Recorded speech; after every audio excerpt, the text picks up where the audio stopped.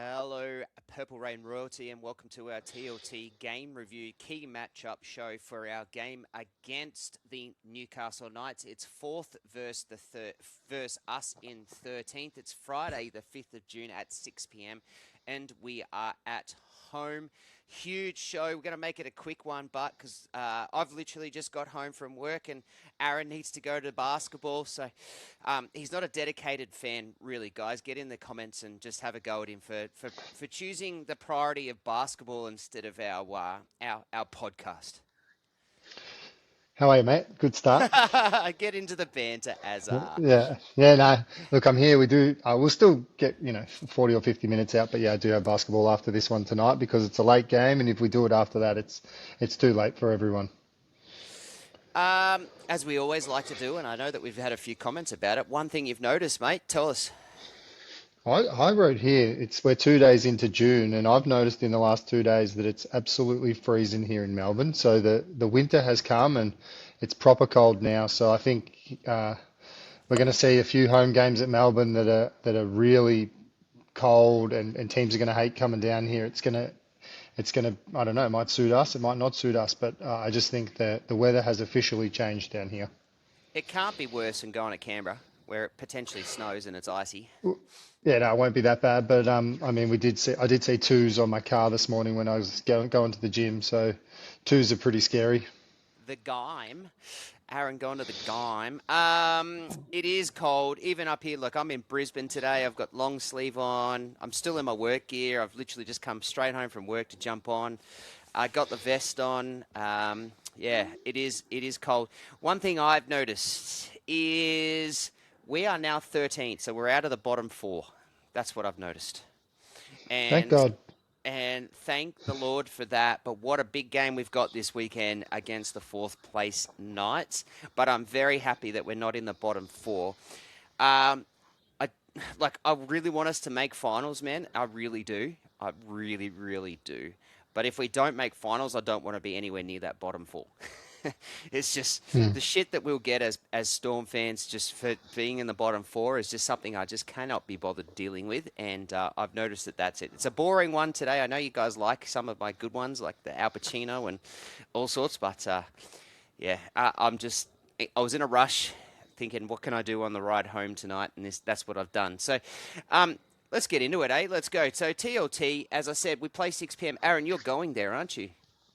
Yeah, I'll be Home game. going. I'll just finish work and then get my son dropped off somewhere close to work, and then I'll take him in. It looks like it's going to be raining for most of the day on Friday, and then hopefully clearing up a little bit at night time. I mean, I sit undercover, so it's not a massive drama, but I do think it'll be wet. I do think that should affect the crowd numbers. 6 o'clock on a Friday is a hard one for a lot of people. It's a it's a good game to come home from work and watch on the TV, but it's really hard for the full-time workers out there that have got to make their way in there for kickoff at 6.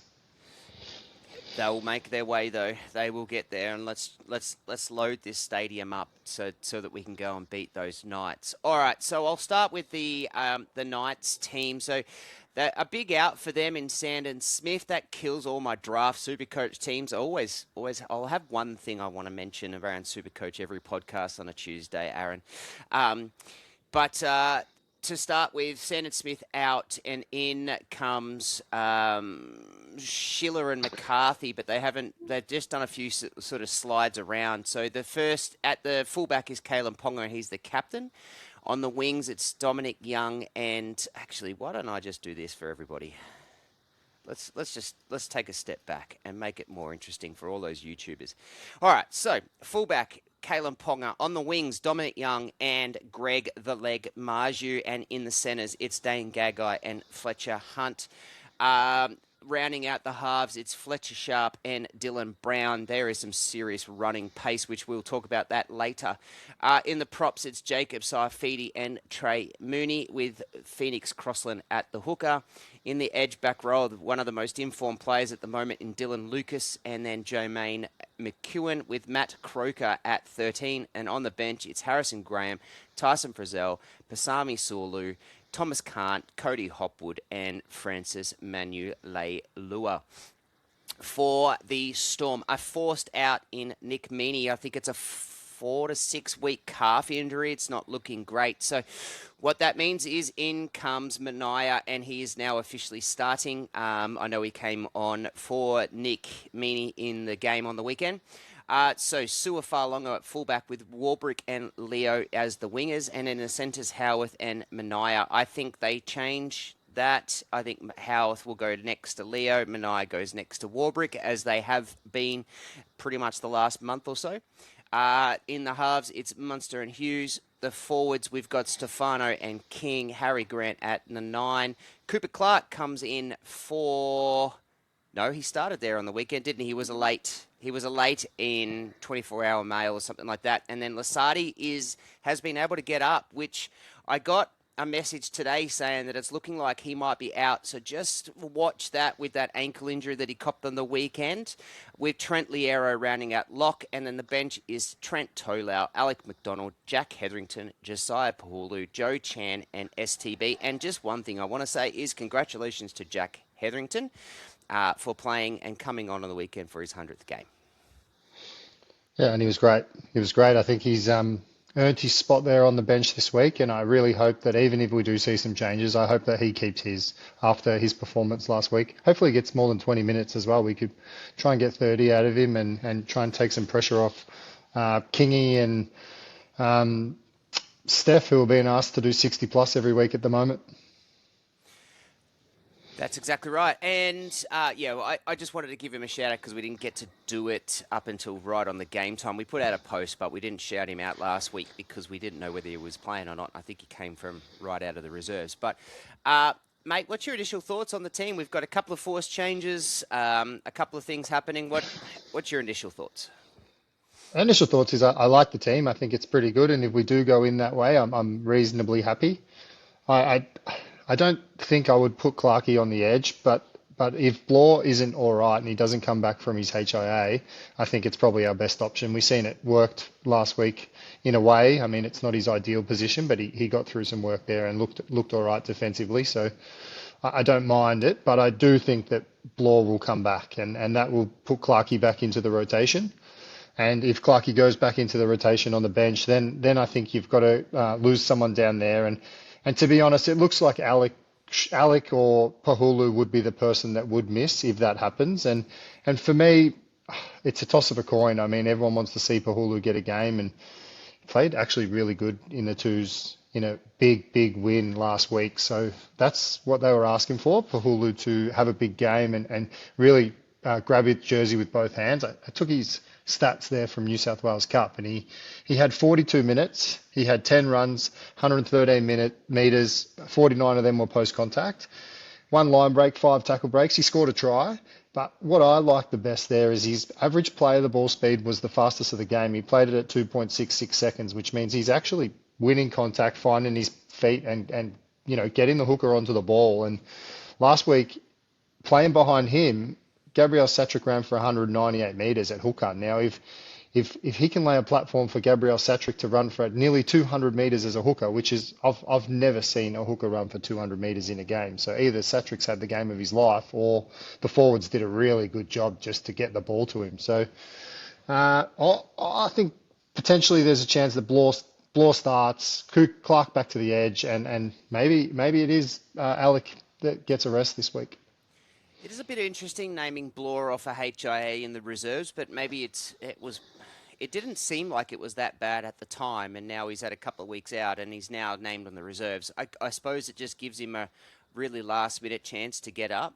Cooper Clark is I think our best edge-back rower to fill in that spot with what we have left, so I'm okay with it.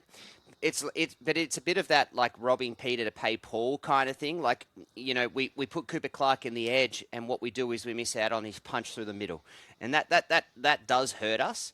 And I know what people are saying, and we're going to go into the comments in a minute, but a lot of people are sitting there saying they don't like the Cooper Clark at the edge, but there's no one else we've got really at this point in time. And I don't want to see McDonald there. I don't want to see Hetherington there. Pahulu can't go there.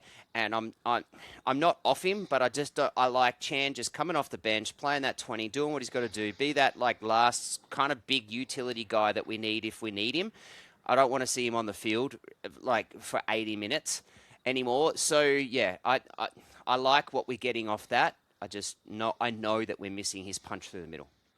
Yeah, and look, the Chan one, I kind of agree. I think the best spot for Chan right now in this particular side is in the either 18 or 19 jersey.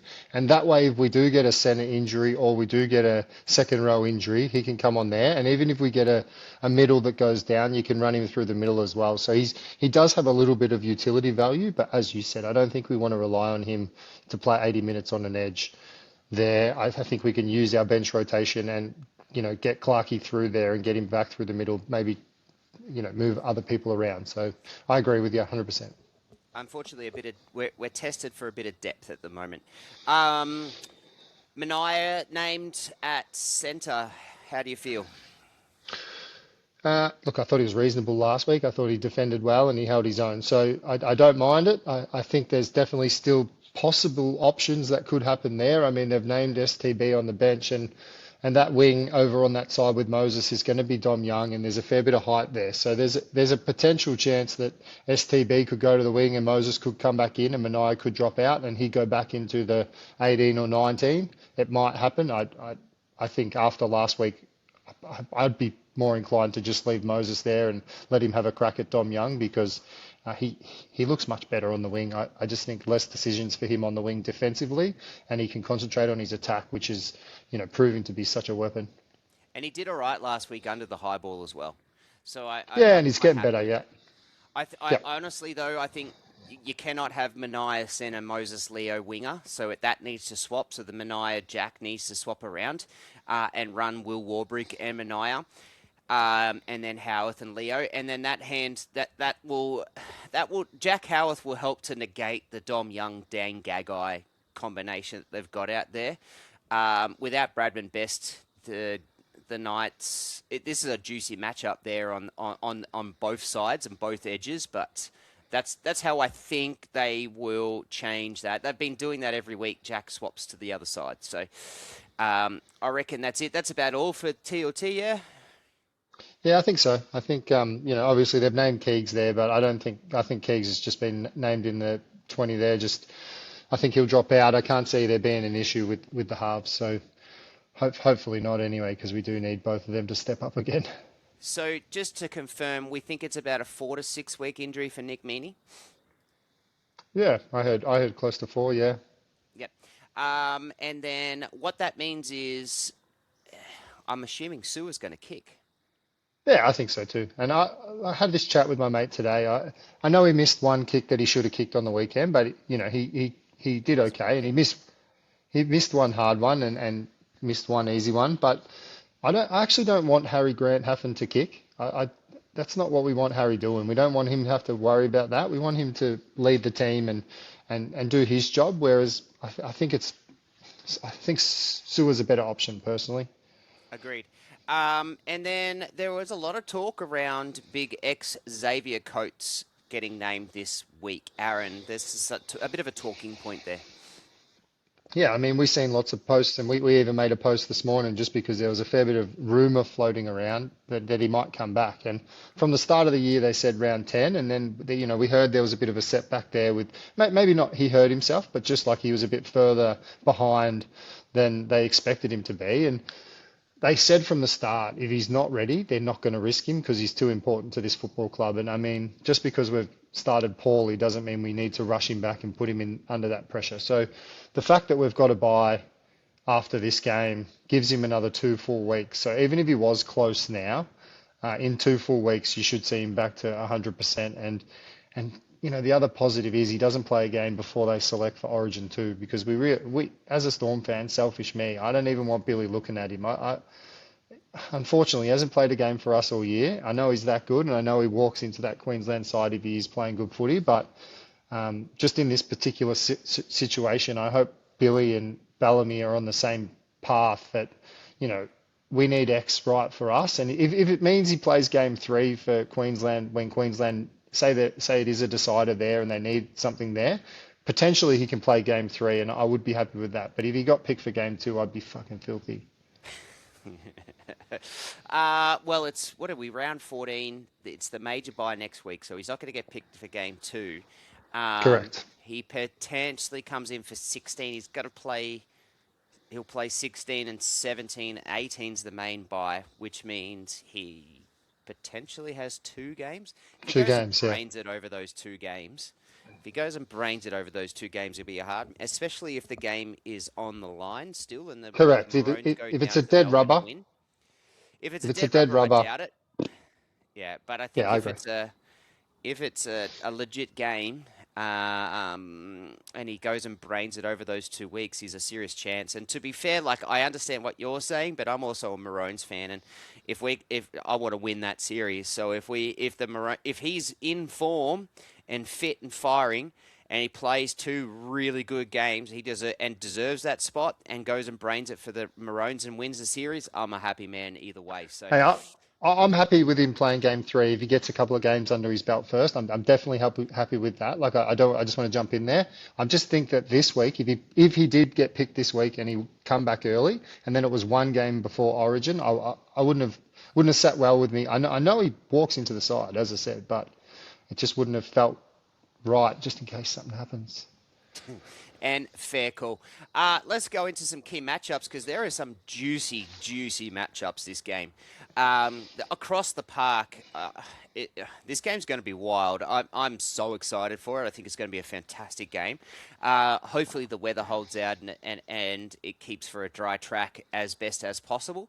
But the I first don't think matchup there's I any want. chance. Uh, AAMI Park's got good drainage, so let's hope that the rain happens in the morning or lunchtime and starts to dry out, and it's okay.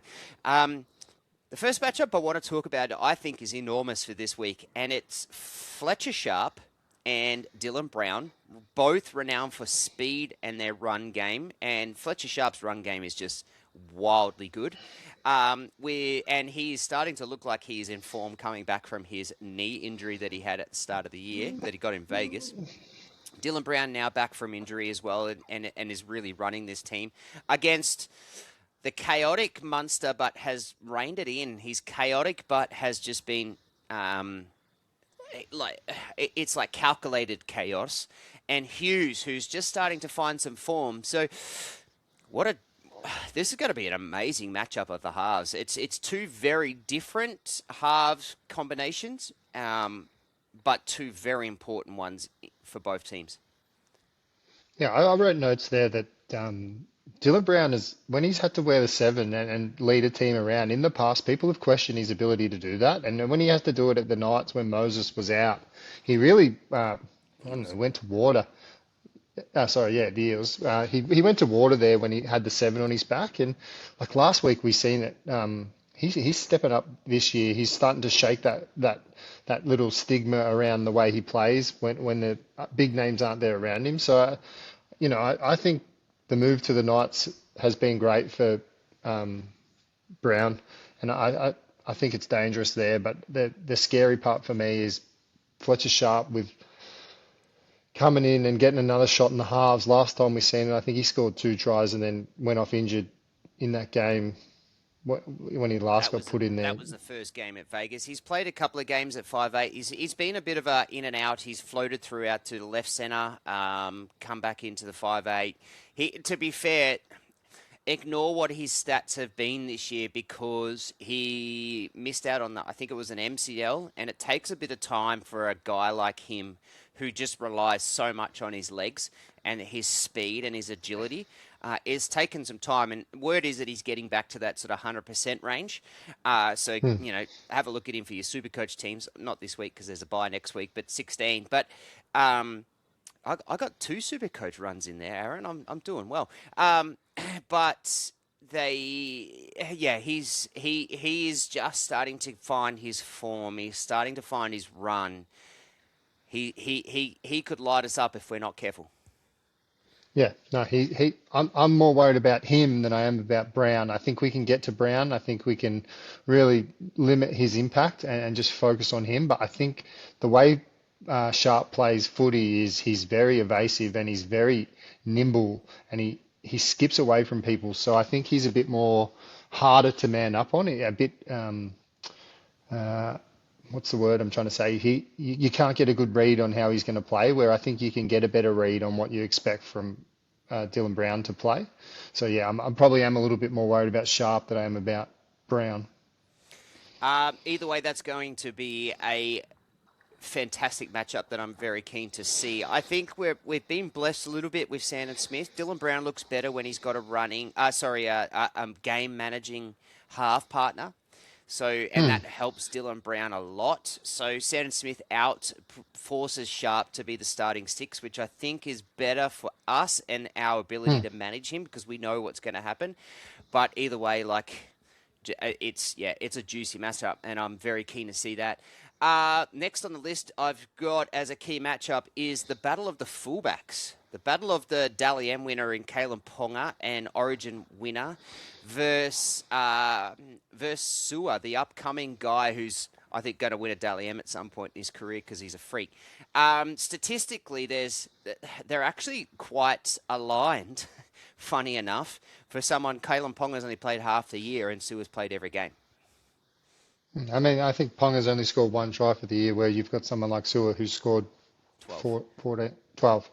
Um, it's a matchup of the rookie versus the professional here. I think Ponga at his best is probably the most exciting player in the competition, and Agreed. if you give him space, he's done it for years. He can find gaps through defensive lines better than anyone, I think, over the last 5 years. I mean, there's different fullbacks that do it differently. Like Teddy likes to bump his way through and support through the middle, and that's great. And he's so strong in contact. But like Ponga does it differently. He finds a gap because he puts you on skates, and he's so crafty in there, and he's got such good hands that he's a real threat. And he will be trying to have another big game before Origin 2 because he's let his state down a little bit, and he needs to by just by making a bad tackle there and clashing heads, he knows within himself that he needs to really get some form and play well in game 2. So I think he'll be really keen to put on a big performance here.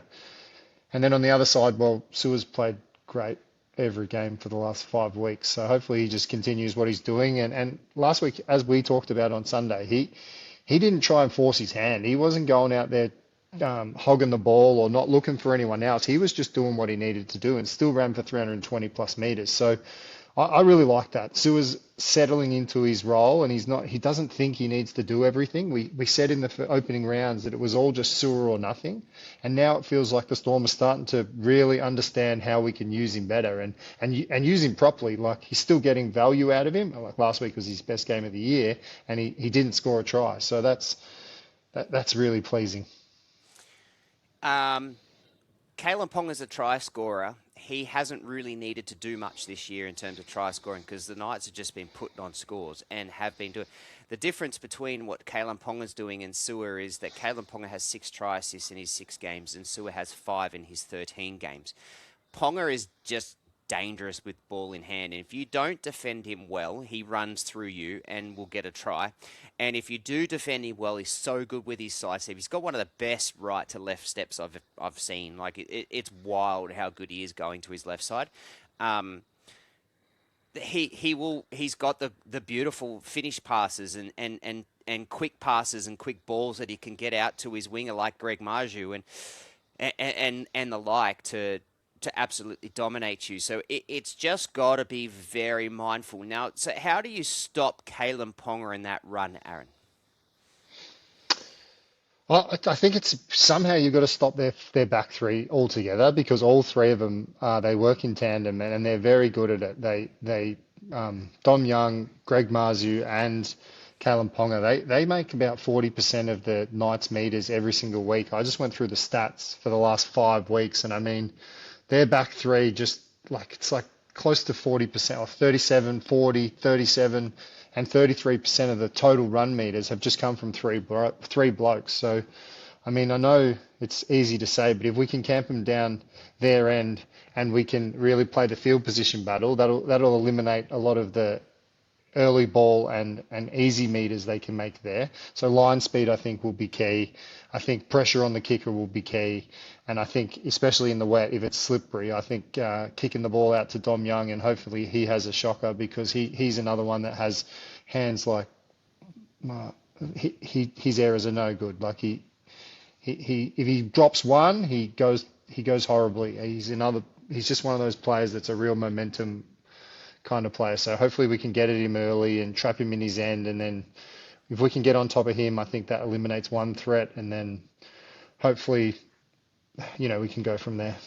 We have to dominate the middle. If we don't dominate the middle, that allows the Knights to get push and forward momentum, which then is what Dom Young and Greg Marju love. When they can get open field, they're almost impossible to stop. You can't let them get a run on. So, and quick play of the balls, a quick play of the ball, then quick pass through the line is definitely dangerous for us to defend, which leads into that next matchup that I think is just going to be super juicy. Young and Gagai versus Howarth and Leo, and then Warbrick and Mania versus Hunt and Greg the Leg. These outside, our edges have looked absolutely awesome the last few weeks. I think Howarth switching over has locked that down and has done pretty well. And I liked, obviously we had the loss 2 weeks ago, and that's okay. But before that, how shifting over in our edges, we didn't lose because of our edges on those in these games. So I'm really keen. But geez, our boys have got a big task because Dom Young is attacking force, and Greg the Leg is an attacking force, and Gagai is still up and about. Yeah, between the two of them, they've had 29 tries between the two of their wingers, so they got no issues going left or right. Whoever they go to, they're a threat out there, and like Marzu's just the absolute bowling ball. If you don't stick on him, you're gonna get put on your ass, and he's coming through. So big defensive end on him to slow him down, and then. As I said before, I reckon they'll be kicking to Dom Young in the air, especially if Moses does stay out there. I think it'll be an aerial battle out there, and that's why I said potentially STB comes in. I don't know if it's a good move to put him there, but I think in the air he'd handle himself. So I don't know. I do think it's a juicy battle, but I think even with the rookies, somewhat rookies that we're playing in those positions, I think we can handle ourselves if we can show what we showed last week. I mean, Moses was fantastic, and as we said, Manai defended well. So if those two things can happen again, I think we can hold our own. I think we can. Any other key matchups you want to bring up? I mean, we always say it. Harry Grant, Phoenix Crossland. The middle is huge again in this one. It's going to be similar conditions to last week that we've seen. Is there a chance that we do the same thing and we get Trent Tolau on at the start and we give Harry the first 20 minutes off and then use him fresh for the back end of the game? I mean, Trent got through those minutes last week, and it actually saves a really hard decision at the end of the game if the game's in the balance, because you don't want to take Harry off because you lose what Harry brings, but you also want to win the game, and you also don't want to run Harry into the ground. So I don't know, that's also another option to start again. I mean, it worked really well when we had Brandon and Harry in the 1-2 combination. Just get through the tough stuff and just try and control the middle, and then unleash Harry against a tired, retreating pack. I didn't mind it last week, and I wouldn't mind it again this week.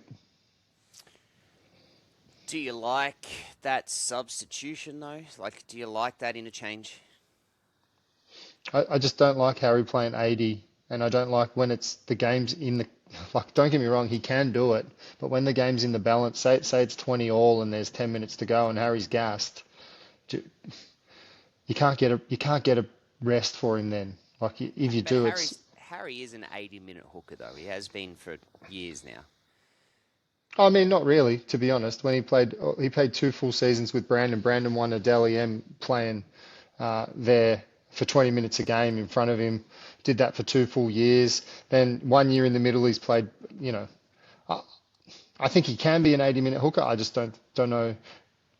I don't know if you want to carry a 14th player every week and not use him to cover the middle at some stage. I like what Tolau did last week, but I was more accepting of it because I knew that Harry played 80 the three nights before then in Origin in a wet weather game. So, like, I was okay with that. my choice is that you just simply have Harry Grant play 80 minutes every single week. It's just that's what he does. That's who he is now. That's how he's been for the last few years.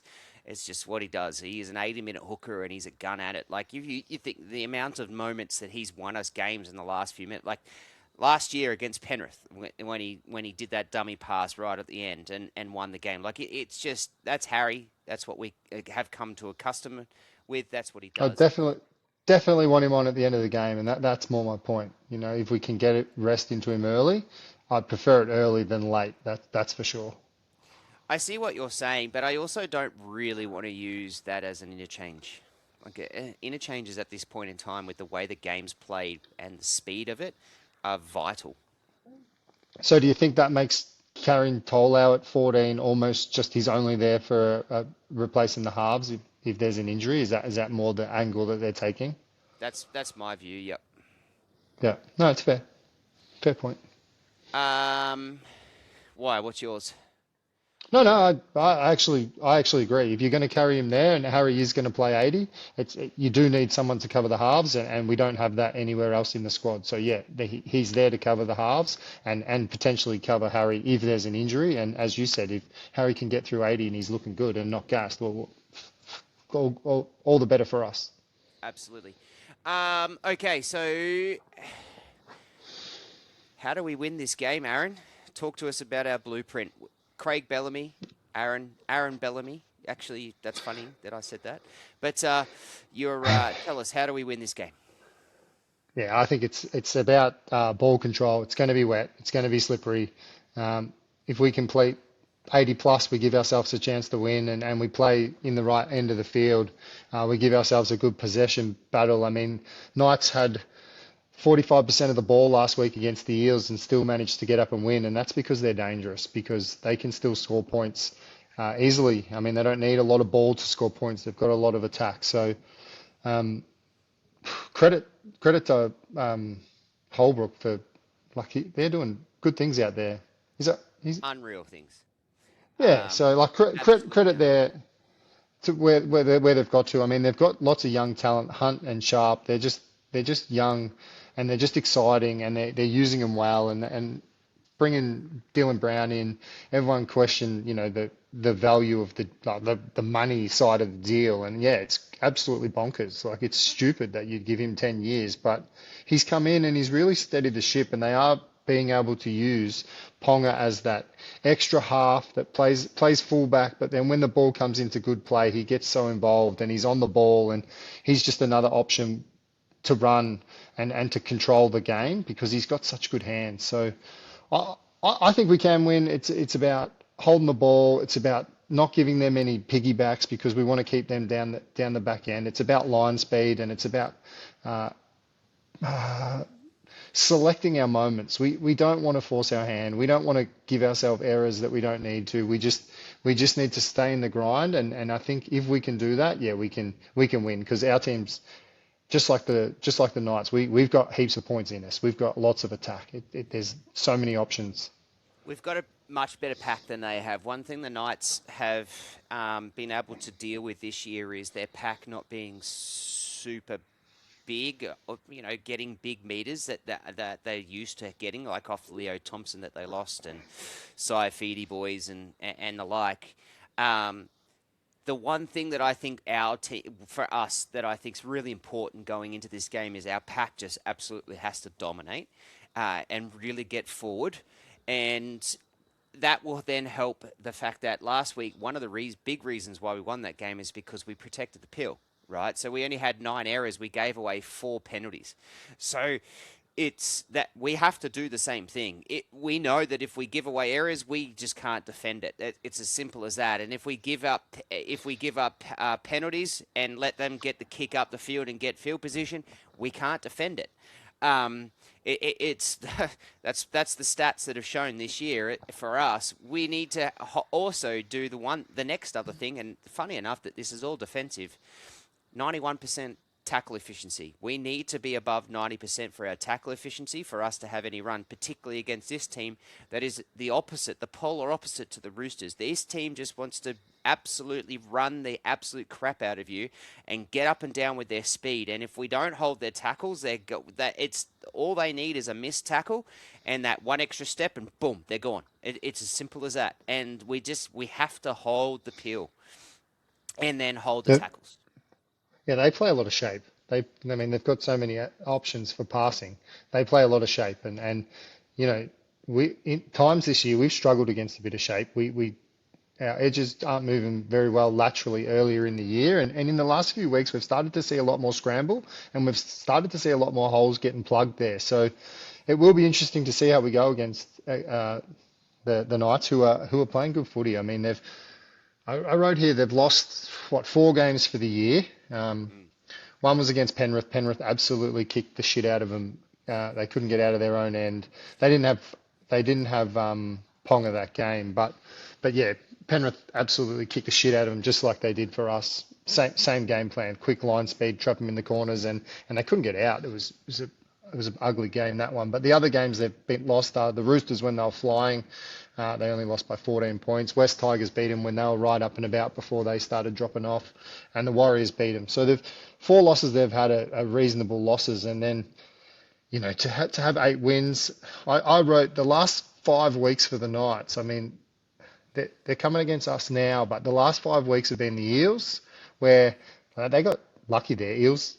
When I say they got lucky, they didn't get lucky. They put themselves in a position to win and they held on, but they just held on. Eels gave it a real shake. The week before that was the bye, and then the week before that they played the Titans, who looked terrible, and they beat them 36-12. The week before then, they played the Dragons, who were absolutely dog shit and just in the biggest rut that club's ever been in. So another easy game, and then the week Shout before out that to they them beat South. breaking their Yeah, losing streak. that was so good. I love that, especially against the Broncos. That was unreal.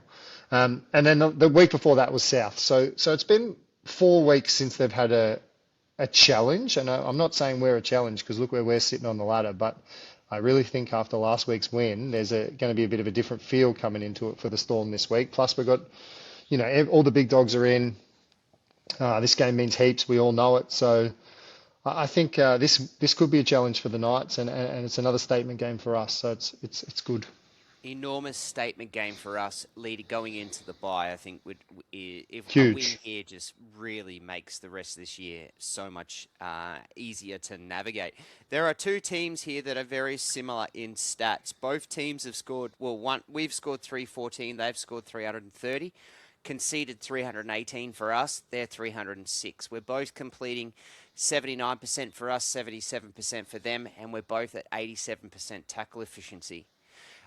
We have 3.5 second average play of the ball, which is exactly the same on both sides. It's very, very similar stats for both teams, yet both teams play a very different game style. This is going to be a ripper. Honestly, I think this is going to be a beauty of a game. Yep, beauty of the game, and the best thing for us is it's at home after a win. So we haven't travelled. We've got to stay home. Fingers crossed we can start like we did last week because the first half last week, we only made 1 error. I'm sure it was 9 of 10 complete. 9 of 10, is that sound right in the first half? We had something like 32 tackles. We forced the Roosters to have 32 tackles in our 20. Yeah, no, and that's the key. Get off to a good start, get the momentum and the confidence into the game, and then stick with it. Stick with it. Like last week, we managed to just keep pushing through and even after halftime scoring first, like I said. So, start well and then put them away. Let's get into our community questions, and there's a few in there, and so I'm just going to go all the way through it, Aaron. Let's go. Drake Sampson says, I have a question on why Pahulu is picked and never played. I'm not sure on the reasons behind it, if it's his fitness or for whatever reason, but I'm sure Bellamy won't select anyone whose fitness is not up to scratch, but would like to hear your thoughts. Do you want to start us off? Yeah, look, I just think he's been a bit unlucky. I mean, he got that injury when he was probably right on the fringe of getting a game, and then that held him back. And then now he's put in another good performance on the weekend. So potentially this week we get to see it. I mean, there's an opportunity. If Sean Ball plays, there's an opportunity to to play Pahulu this week. So I don't know why he's not getting a game. I think he's definitely close. I think everyone wants to see it, and we got him here to be that impact player off the bench. And as I just said, he made 2.66 average play of the ball speed in the twos last week. Now, 2.66 is incredibly fast. No game goes at that speed. I mean, he had 13, he had 10 runs for 113 meters. So, I think 8 of them were hit ups. 8 times he's got up and averaged the 2.66 play of the ball. If he can come in and do that and Harry can work off the back of that, I am genuinely excited to see how far we can go downfield. So, hopefully, Drake, this is the week. I'm going to put a bit of a funny take on this one for you. If you don't think it's funny, let me know. But this is like, I feel like this is that moment where you've got the bulldog on the leash, right? The bulldog, and he's sitting there and he's chomping at the bit. He's chomping, and we make him wait, and we put the steak in front of him, and he can't get past the collar tries him up, and then it's when he gets on, it's like, and then when it's okay, I'm going to take the collar off, boom, and he just goes fucking nuts. Like I this is how I feel. This is what it's going to be, and I can't friggin' wait till I see him on the field. I just think. I hope it doesn't end up that he's too aggressive, but I'm really keen for it to happen. And there's genuinely a spot there, like that. I mean, I think you're probably going to read a question later on that's in that thread, but there's genuinely a spot there for the rest of the year. If someone puts their hand up, there's one spot left on that bench that's there all year. It's up for grabs. So I think Bellamy's giving everyone an opportunity at it, and Moali's had his opportunity. He got asked to go back to reserve grade and try and do more there. And look, I actually took some notes on Moali, his reserve grade game on the weekend, and he was really good as well. So at least when they are going back to the reserve grade, they're doing what's asked of them, and then they're putting their hand up to potentially get back into the squad, because we've spoke about it, we've banged on about it. Competition for positions is what's going to make this team better, and no one should feel like they've got a mortgage on that jersey, because if you do, you get lazy and you get a bit complacent. So you lose 7 in a row. I've yeah, got one here for you. Looking at the players, this is from Shannon McIntyre. Looking at the players getting extra game time while Meany is out, who do you think is playing for a permanent role next year, and who's under the most pressure to impress? well, the obvious one is Moses Leo. He's trying to play for that. Well, Moses and Mania, to be honest, they're both vying for that vacant centre spot next year. I really think both of those two need to perform well this year. And I said it to you before this one.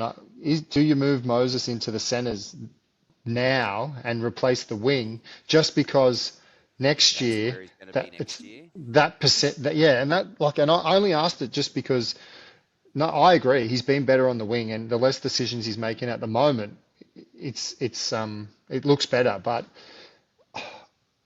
ultimately, I think I would prefer Moses to be in the centres next year over Mania. And for me, if we need to get more reps into him, maybe at the end of the year, maybe if we aren't going to make finals, maybe that's what they do. They get reps in then, and maybe now they're just trying to pick the best possible options, and that's what it seems like, especially because Moses played so well the last 2 weeks on the wing. So I think Moses, Mania, definitely. I think Trent Tolau, he's going to be looking to hold down that 14 position.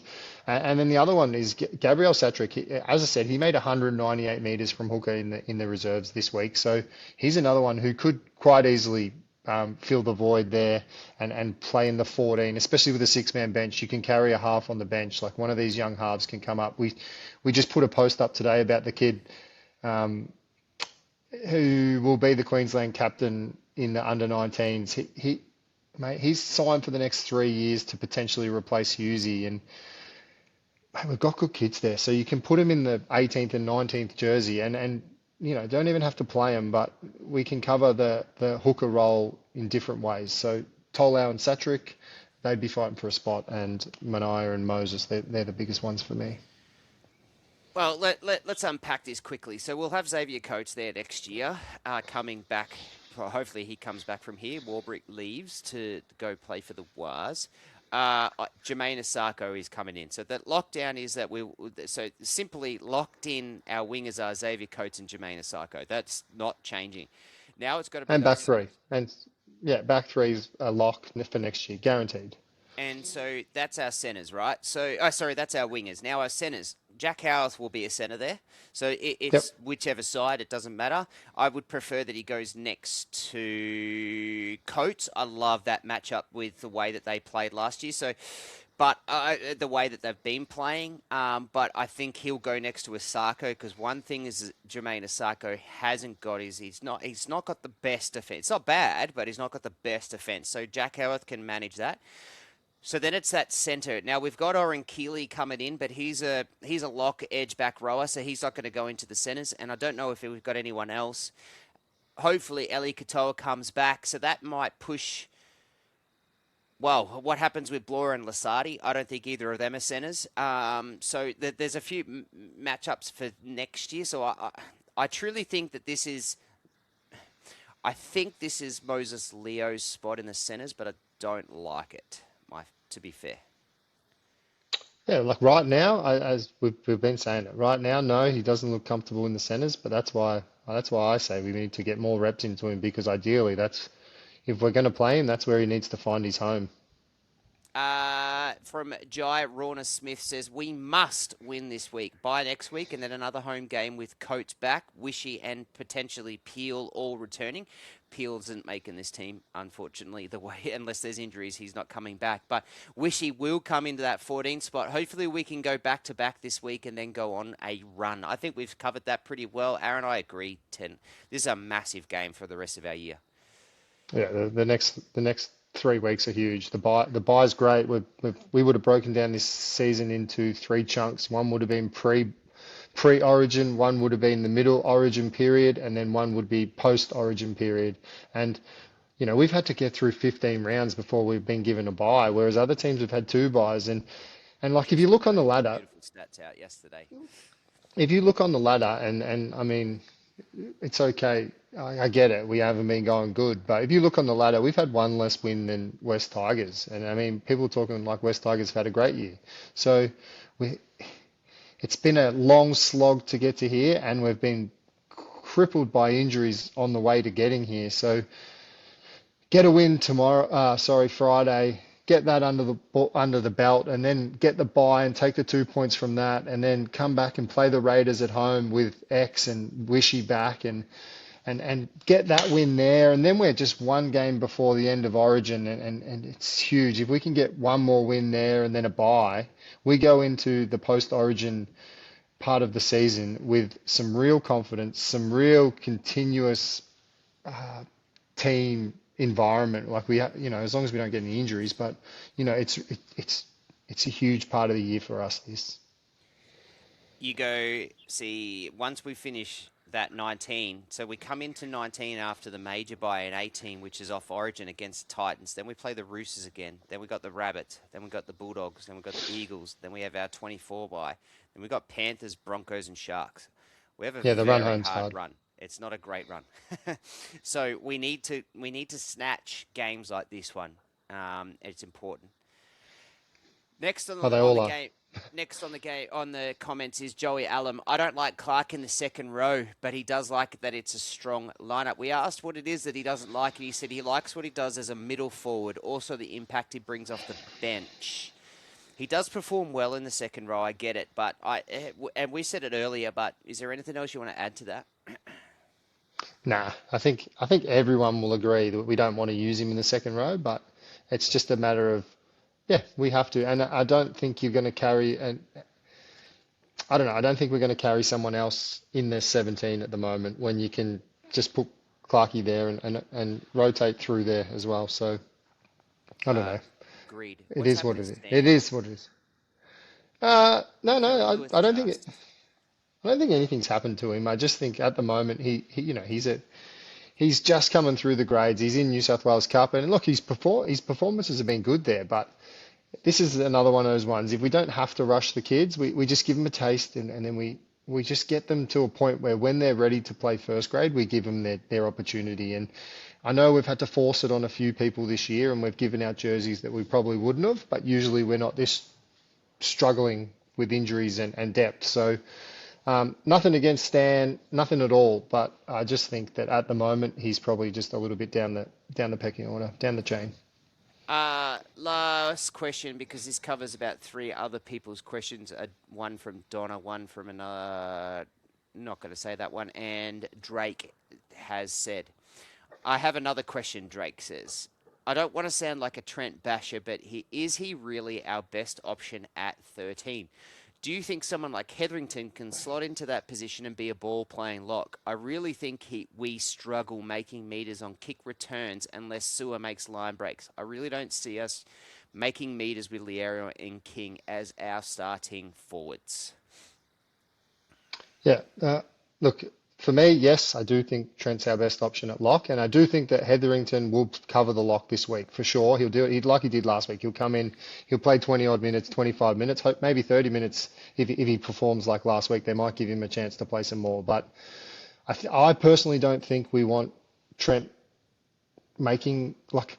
I don't think it's part of his KPIs, and I don't think it's part of Kingy's KPIs either. And I wrote it in the chat there. What I think we use those two boys for is to control the ruck, dominate line speed, and then make no errors and just really lock up the middle. And if they can, get 60, 70, 80 meters for the game, but make no errors and really control the defensive end, it just gives the rest of the boys a chance to concentrate on the offensive end. And I know some people want a lock that's exciting. I mean, there's ones out there that, yeah, they do make your pants move because they're guns, but it's the game plan that we've got, and for me personally, I think they've got a simple role, and I think when they do their role, we can play our style of footy. And I know a lot of people don't want to watch that style of footy, but that's the way Bellamy's going at the moment. So I don't think it'll change, especially not this year, but next year with someone like an Oren Keeley coming in, where we can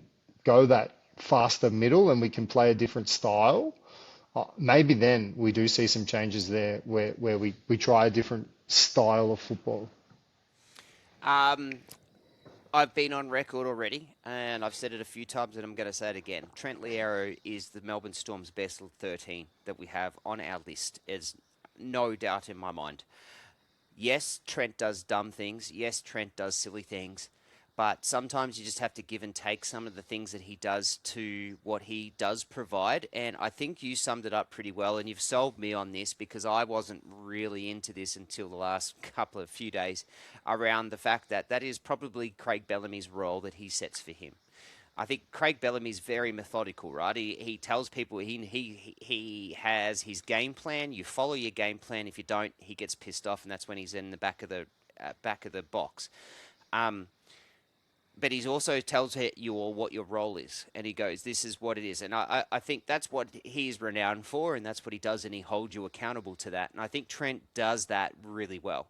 So, yes, I do think he is the Melbourne Storm's best lock. I do understand some of the... I don't understand the hate out there, but I do understand some of the dislike for some of the silly things that he has, because he does do that. Yeah, no, the silly things, I agree. Like he has been known to lose his head, and he has been known to do some silly things. I don't mind the occasional, like he's trying to hold someone down too long. Like that doesn't overly bother me, because that's literally what his job would be told to do. Like, we want you to make sure the ruck's controlled and they're not getting a quick play of the ball. If he stays on a little bit longer, but that's like his number one task that he's meant to do every game, well, I don't mind his one as much as if it's someone else who their job is not to do that, and then they do it like that. Like that's the way I see it. Like I expect him to make more six agains or give away more penalties than someone who's not in there doing that as their primary role. That's what he's asked to do. So you do expect a few more, but I'm not sitting here saying I'm naive or I'm oblivious to the fact that he fucks up and he does shit that's stupid over the top. And that's what we need to eliminate. If he can get them out of his game, he can make his tackles and he can lead the line speed. I think it's a no-brainer. And especially if we're planning to play the way we play now and we're not changing our tactics, I think he's pivotal part of the way we play. I've got to say this too. There's a reason why he gets picked for Origin, right? He's been picked for Origin for those reasons, right? And we have to understand that he's got the talent. He's a talented, you know, vanilla, mi- big meathead 13, right? That's what he is, and he's good at it. What we want to do, and we'll make this really clear, is we want him to stop those silly things. If he can stop that, and as I've said in the past, and you have as well, if he can stop that, he'd be one of the better locks in the competition. But easily. I seen a comment in there, and I'm like, I don't want to have like I read it, and I was going to comment back, but one of the comments in there is he's not fit enough. I, Yeah, yeah. I'm sorry. If you put, Trent is so fit, he is so fit. Like the fitness is not his issue. I can't get around that comment. I mean, I just I can understand the attitude. I can understand the shitty penalties, and I can understand that part, But I just don't get the fitness part. I reckon if you asked the club how fit is Trent, I reckon they'd say he's an absolute machine. The work he gets through is incredible. I think Jessica went into those comments and put some pretty good stats to try and just Oh, he's fit. He's fit as. You curb a try and bit of wrestle that. for 65 minutes a game, and you try and wrestle for 65 minutes, and then come out and tell me if you can be still running and leading the line speed. It's locks. There's not many locks out there that'll play 80 minutes in any game, let alone in any game. Like so like not in one game, like every single game you lock, you're probably going to get somewhere between 55 and 65, 70 minutes at a max because you're doing all the work. You're trying to lead the line speed. You're trying to get back. You're trying to be the ones up in the tee. Like it's a really, really hard working position. And the way Trent plays it is he's in the wrestle as well. He's making, I would say he averages 35, 40 tackles a game at a high click. So that tires people Definitely at out. a high clip, And 95.3%. oh yeah, he's definitely a good tackler. So I just can't get over I can't get on the fitness thing. I don't agree with that at all. As I said, I do understand people's frustrations with him when he gives away a shit one in our end or just the little things that don't have to happen. So I'm a big fan of Trent, and I hope he hangs around. I just want him to curb some of that, and I think that will that will stop. There'll be haters out there. They always love it, especially now in our social media world. But if he can knock some of those errors and things out, he's going to be a stud. That's it for us. We are done. Get around the Storm vs Knights game at 6 p.m. on Friday. If you are in Melbourne and can get to that game, go and lock that stadium down. The NRL website says weather fine, conditions good. So, no, don't believe it, mate. We're in Melbourne. yeah, Nah, look, Melbourne's a shithole. I get it. I get it. I yeah, no, left it's there. I gonna be. left. I don't want to live. I don't want. I've chased the Don't sun say that. the last three weeks up here. The last 3 weeks, all it's done is piss down rain. I'm a You'll get some Melbourneite. haters if you say that. You get some haters Oh, if you say that. I got haters anyways. It doesn't make a Melbourne's not a difference. shithole. It's crap weather. It's so bad. I love It, Melbourne though. I, I I love promise Victoria. you, I promise you, Friday, fucking it will rain. It will rain. Maybe not Friday night, but I reckon it will rain all morning, and it's going to be greasy, and it's going to be fucking freezing. So, Ground um, conditions say I'm good. ready. Weather says fine. I'm going with the NRL.com, not you, Aaron. Get around Freedom Cool. Finance and Con and his team. Give him a call. You'll see his number in there. Shout out to him as our sponsor. Do all that free cool stuff. Like, subscribe, follow, do all that sort of stuff. Aaron, don't get an injury. Go and smash basketball tonight. I want 5 threes, mate. I want a domination. I will Hope so. see you all later. Have a great week. See ya.